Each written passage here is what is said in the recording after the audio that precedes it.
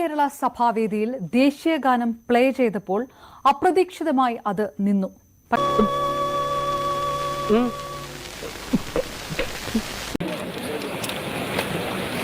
സദസ്സും ഗാലറിയും ഒന്നടങ്കം എഴുന്നേറ്റ് നിവർന്നു നിന്നു.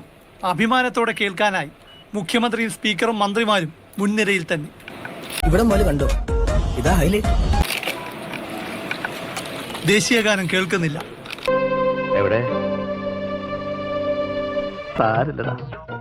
നീ എവിടെ പരിപാടി അവതരിപ്പിച്ചാലും ഇത് തന്നെയാണല്ലോ നിന്റെ വിധി. നിശബ്ദത വല്ലാണ്ട് നീണ്ടു. ആർക്കും ഒന്നും മനസ്സിലായില്ല. മുഖ്യമന്ത്രി സ്പീക്കറെയും റവന്യൂ മന്ത്രിയെയും നോക്കി എന്തോ പിറുപിറുത്തു. ഇനി നമ്മൾ എന്ത് ചെയ്യുമല്ലയ്യ, നീ ഒന്നും.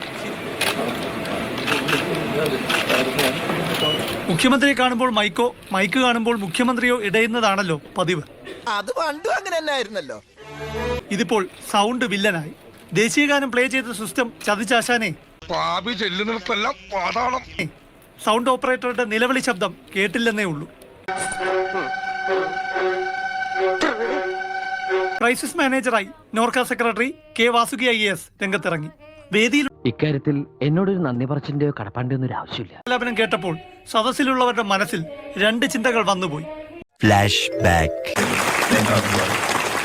താങ്ക് യു സാർ, വളരെ നല്ല ഉദ്ഘാടന പ്രസംഗം കാഴ്ചവെച്ചതിന്.